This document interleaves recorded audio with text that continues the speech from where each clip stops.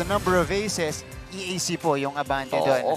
Pero dahil inayos na ng LPU yung reception nila, mas tumibay na yung receive nila, nabawasan at sila pa nga yung mas lamang dun sa category na yan. Well, minsan kasi Martin, makikita natin at makikita ng mga nanonood na nailalagay sa stats yung aces, pero hindi nakikita ng manonood kung ano yung malalakas na service na nagiging reason para mawalan sila ng setup play. At nawawalan sila ng chance makapag-create ng magagandang plays to attack. That's right. So, iba talaga. Makikita natin yan sa stat sheet dun sa non-scoring skills, ano? Kung ilan yung excellent receptions, tsaka yung faulty ones. Alright, set number 4 begins. Good to have you with us. 2-1 lead in favor of the Lady Generals. They're trying to end the match here. LPU trying to force a 5th set. Again, this has been the theme. Long rallies between these two teams. Jonah Dolorito drills it. And afterwards, it was a lingering stare. I would say, mainit ang labanan natin today, Martin. Ayun, stare down. Tinitigan ba after pumalo itong si Dolorito? Tumingin pa nga ulit. Formento, back set for Dayanan. Puzon to Mochilias. Had to ad-lib. Alimen. Dug up by Jonah. Oh! Razonable. Dayanan with the off-speed. Puzon brings it to Jonah. Alimen will try. Wow. That one goes straight to the net. So now, John Vic, LPU ang nananalo dun sa mahabang rallies natin, no? At least nasusustain nila kung ano yung floor defense na ginagawa. And mas, I think, nag-iiba yung flow ng LPU since nung start ng third set na na-start nilang lamang sila. Puzon. Bio. Teka lang. Alimen. Wow. Puts it down. Cross-court hit for Jing Alimen. From first set to fourth set, Alimen is taking charge para dito sa EAC. Ibang klase itong rookie player na to. 17 for Alimen. Magalona. Sobrang serve. Another error para dito sa EAC. So, for the second straight set, LPU yung mas mabilis ang simula. Jonah Dolorito, who scored off an ace in the previous set. Jaja Villena. What a great set and what a great spike. Galing naman dito kay Villena. Off-tempo ba yan? Hindi, ano? Well, kasi ang off-tempo, kasabay niyang umangat yung bola. Mas maganda yung ginawa ni Villena that moment. Usually, ang quicker talagang dapat mauna ka eh. Kasi hindi naman ikaw yung magdidikta kung sa'yo ibibigay yung setter. So might as well, mas okay kung nakatalon ka na, tsaka ibibigay sa'yo ng setter. Pwede niyang ihabol sa'yo anytime eh. And zero tempo pala yung zero tempo. Ayan, zero tempo quick. Yan. Alimen! Outside. Nasobrahan lang sa angulo. 4-2. Zero tempo, usually nagagamit yan ng mga openers. Halos sobrang konti lang nung time. Especially pag let's say, sibat. Yan. Medyo parang... Pero yun ang mahirap basahin. Oo naman. And yun yung ginagawa ng EAC. That's right. Alimen converts from the middle. Sabi, no? Hindi mo alam kung saan siya nanggagaling. Bigla na lang siyang lumalabas. No? Kasi wala siyang palong mahina. That's right. Minsan lang dumadrop-drop ng konti. But Jing Alimen is fully committed when she goes airborne. 18 points now for her. Good follow-up to her 27-point performance. By that time, she commits the service error. Yep. And she has to get used to this. Itong si Jing Alimen. Kasi siya na yung magiging main scorer nila. So talaga heavy minutes. Lagi kang may aktibidad. Sa lahat ng set, you know, you're performing with the same intensity. Totoo. And a good thing pa about dito sa EAC, hindi lang siya. Yeah, that's right. Nagpe-perform siya at the same time, itong mga teammates niya nag-i-improve and nade-develop yung mga bagong skills. So basically, may katulong siya when it comes to attack. Yeah. Formento choosing Razonable. Again, these attacks have been deflected. Doguna covered by Alimen. Razonable goes for the off-speed. Kapos. Nangihinayang ako sa mga ganong klase, Martin. If you have the chance to spike, give it a try. Yeah. Sayang eh. Yeah.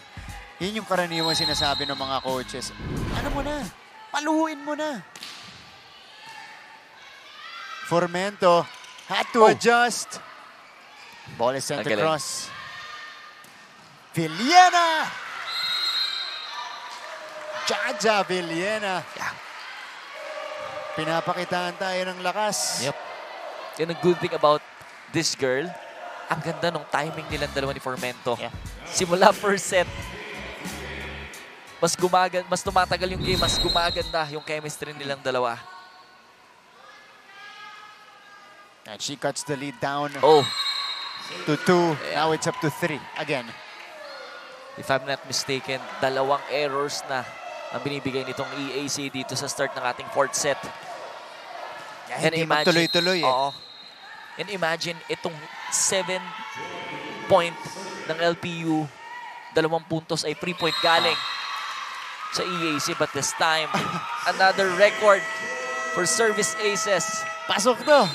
Yeah. Doguna with another ace. And LPU takes us to our first technical timeout.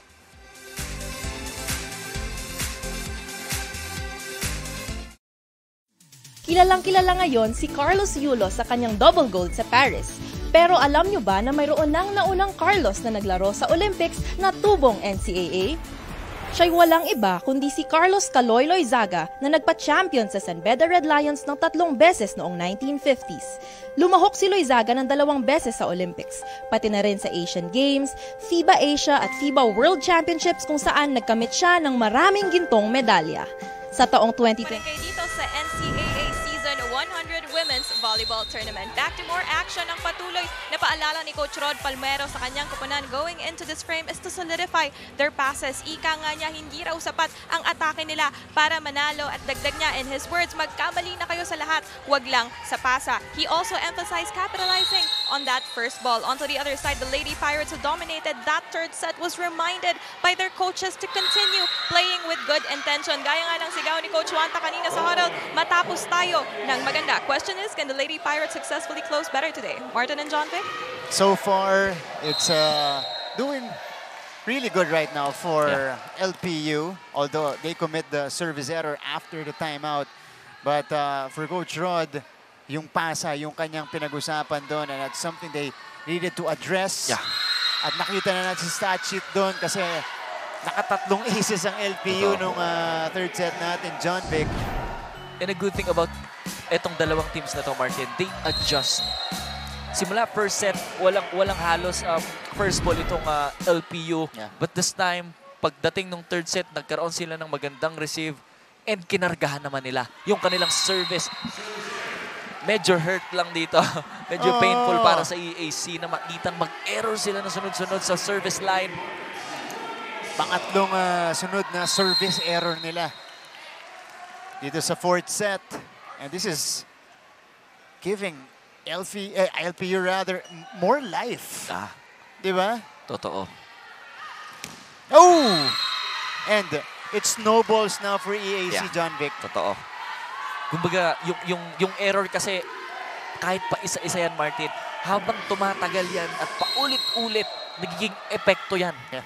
Doon sa ibang areas like attack, block, hawa-hawa. No? So, Osada. That time, the Andres with a better reception. Puzon. Dolorito! Nice save by Alimen. Dayanan. Easy up. Bio! She found the spot. Ang galing ng diskarte niya doon. Alam niya dalawa eh. And usually, pag quicker ka, as much as possible, isa lang ang blocker mo. But since nakita niya dalawa, ginawa niya ng paraan. Ito ko lagay. Oo. 11-6. Biggest lead for LPU the entire match. Razonable. Scores. She ends that LPU mini run. Yep. And I think, correct me if kung mali yung sinasabi ko, Martin. Sige. Pero itong si Razonable, parang mas effective siya dito sa opposite side. Yeah. Medyo nahirapan siya pagdating dun sa open, di ba? Ilang errors ang nakomit niya. Yeah. Most of the time, iba yung angulo. Hirap na hirap siya mag-adjust dun sa mga bola. Yeah. That's a good observation. Diba? Kasi yung mga angulo dito talagang pahirap ng pahirap yung mga talon niya, yung mga kuha niya sa bola. And now Jing Alimen commits the attack error. So 12-7 lead. Yeah. For LPU, they're trying to force a fifth set. Nice serve by Mochilias. Wow. Dayanan. Lopez popping it up. Dolorito straight to the nets. 4 na puntos ang hinahabol ng AAC dito sa fourth set. Ngayon, si Rhea Magalona naman ang masusubukan.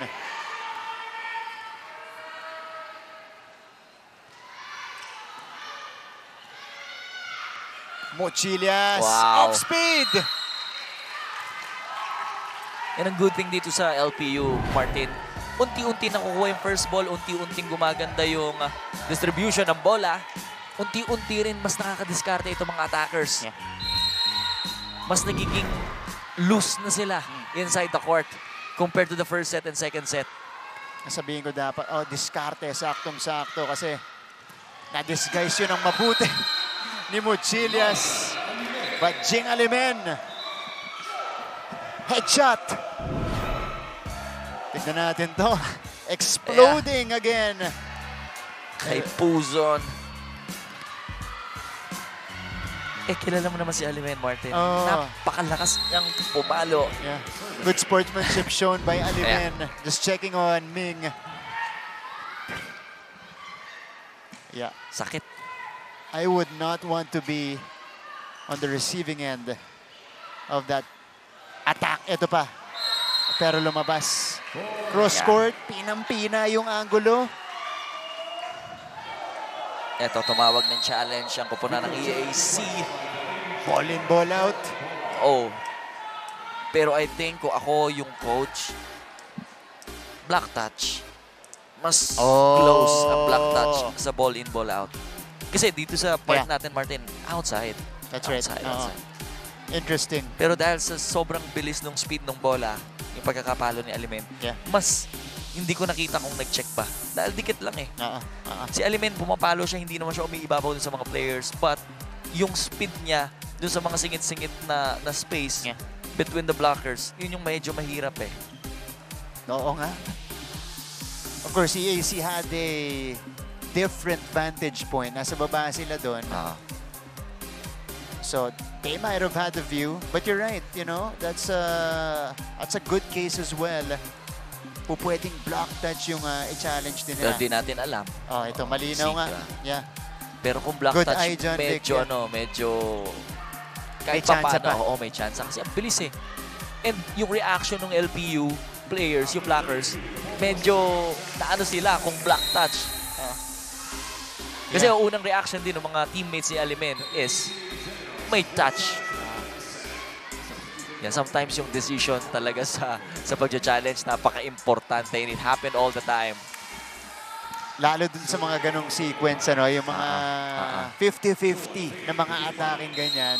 Ikaw na rin magde-decide ano kayang gagamitin natin? Black touch ba o ball in, ball out?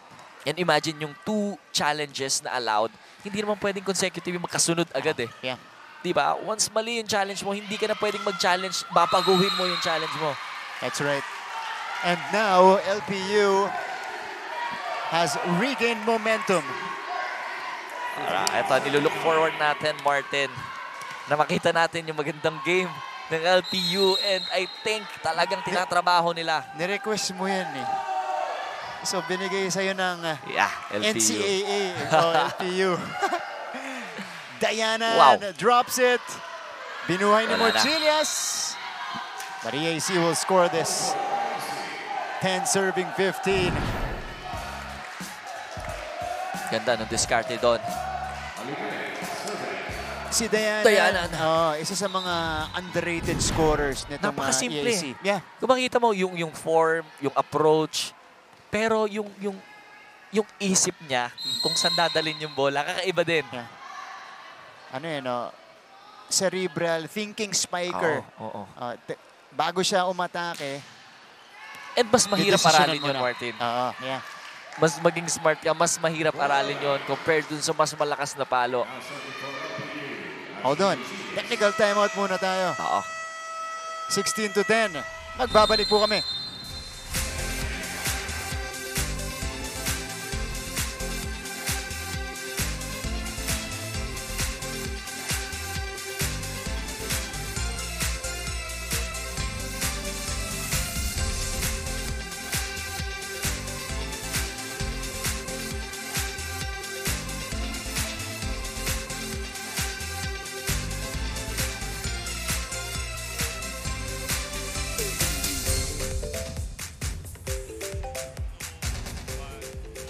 Ito na, para sa inyong kwentong totoo, kwentong kapuso.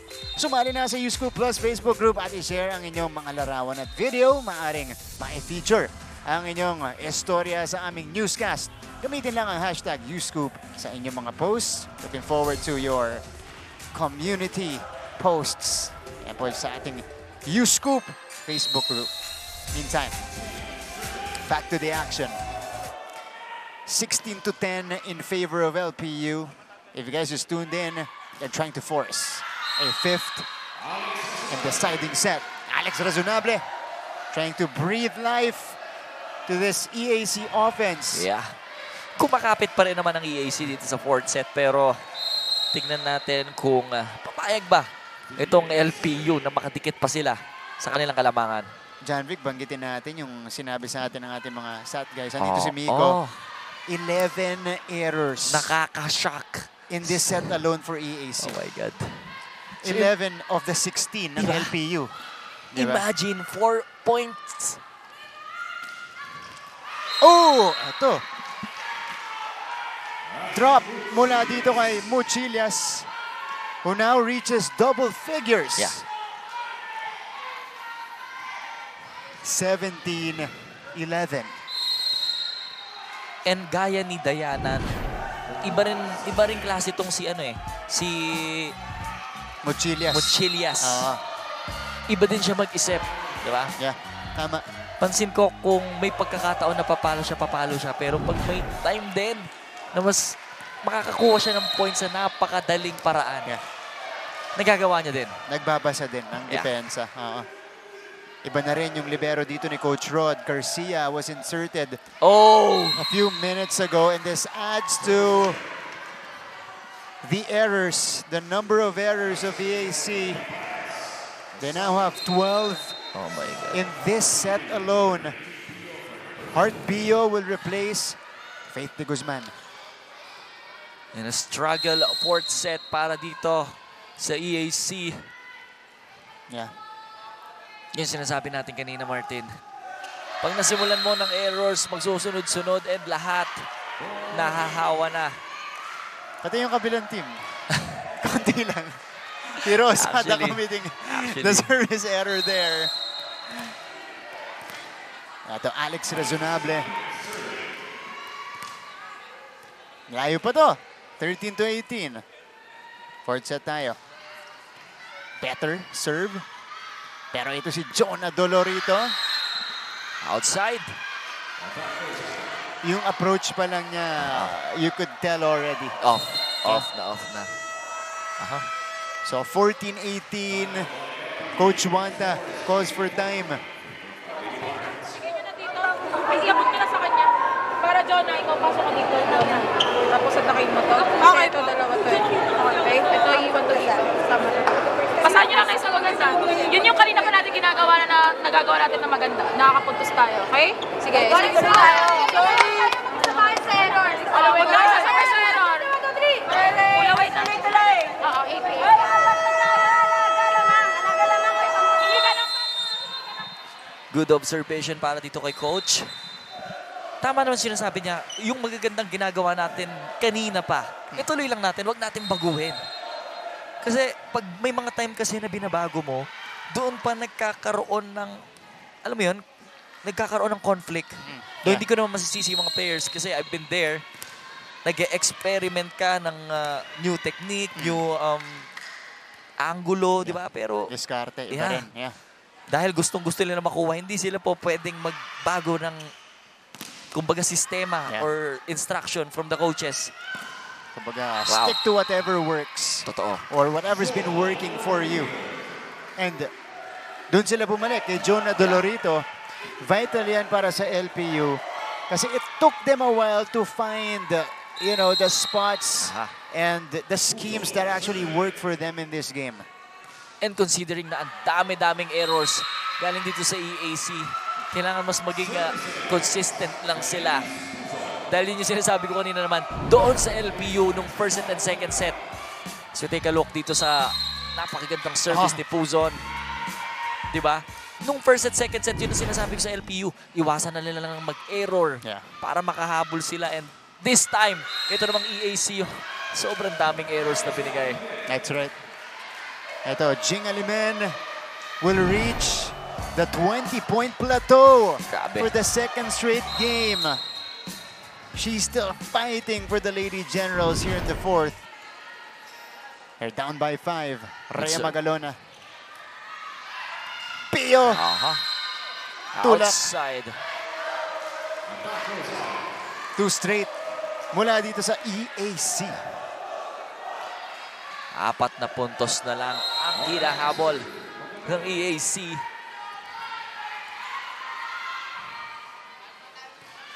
Good serve. Oh! Mochilias just sending this one across. A chance for the Lady Generals. They choose Alimen. Doguna from behind. Another opportunity here. Combination. Wow. Dayanan. Oh, LPU somehow brings it back to them. Still alive. Dayanan off speed. Not gonna work. Dolorito straight to the nets. 3 straight errors para sa kupunan ng LPU. Grabe, makikita mo, pagod na yung mga players dahil sa magaganda at mahabang rally natin dito sa fourth set. 3 puntos na lang ang kailangan ng EAC para makatikit sa LPU. Tense moments here. Puzon. Mochilias. Nandun si Razonable. Alimen. Rivas with a save. Mochilias. Outside. Was there a check? No check. I don't think there's a check. Coach Wanta will challenge. Ito, nagagamit na ng LPU ng kanilang challenge dito sa fourth set. Crucial to. Oo, crucial. Crucial. And kung mapapansin mo, kahit lamang ang LPU, dahil nalilesen yung errors ng EAC, sila naman ngayon nagdumidikit. And ito namang LPU yung nag-error. That's right. Nakakabalik itong EAC dahil doon, Hiro Osada. Alam mo, siya yung difference maker ng LPU ngayon. Diba? Pagkapasok niya kanina, nag-iba yung vibe. Oo. Parang nag-gel yung buong team sa court. They were cohesive. Yun yung... they're enjoying. Oh, yeah. That's right. Kaya nanalo sila dun sa third set natin. Ito, tignan natin kung may block touch. Kasi kung walang block touch doon, 18 na ang magiging score nitong EAC. Dalawa na lang. Kaya crucial to.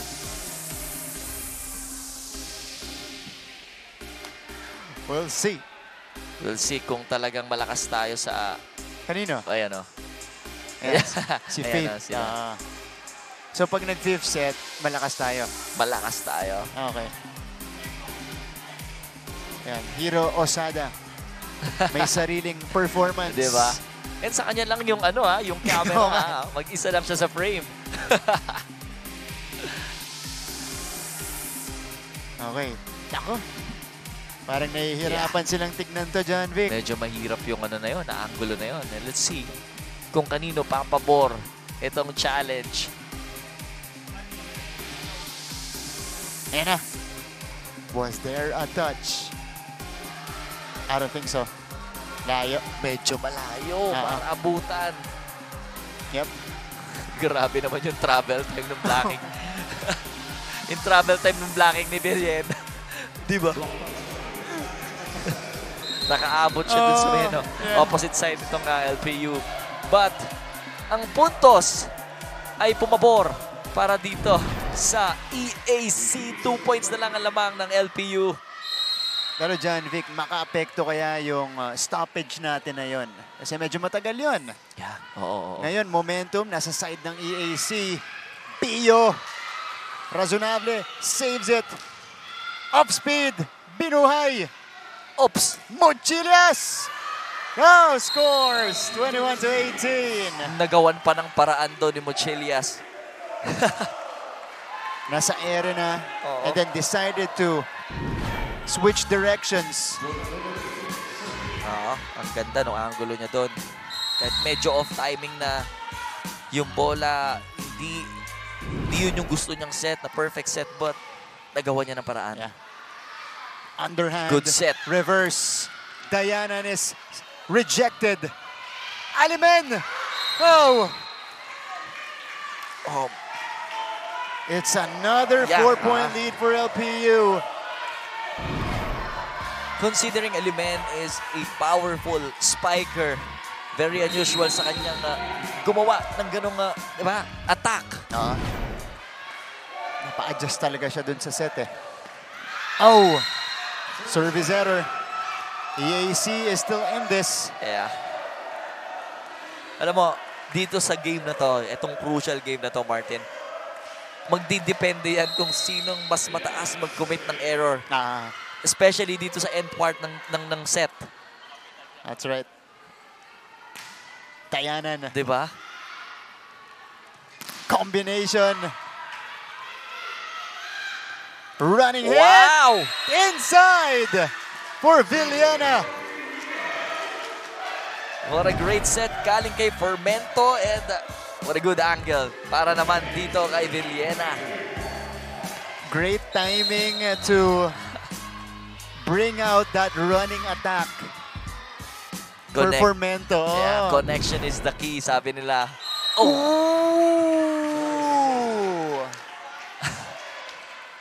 Wow!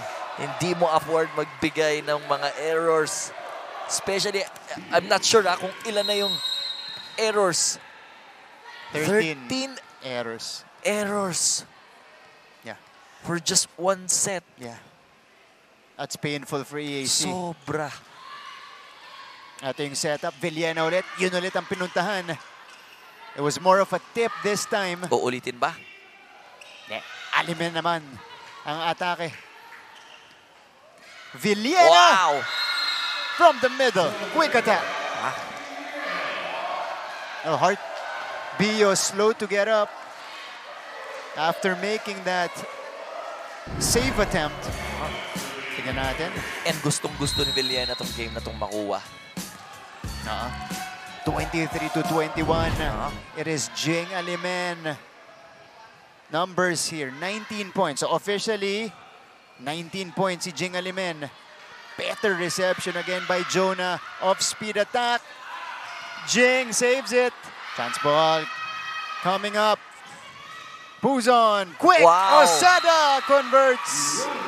And LPU arrives at set point. Kung merong Villena sa EAC, meron namang hero para naman dito sa LPU.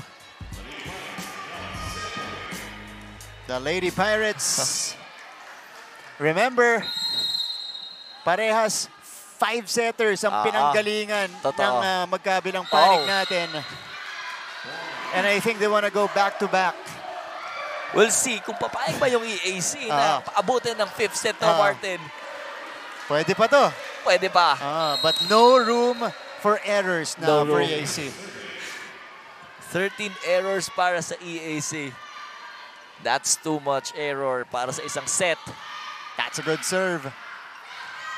Dogona! Sends us to set number 5. LPU retaliates. We're all tied. 2 sets apiece. 5th and deciding set when we return.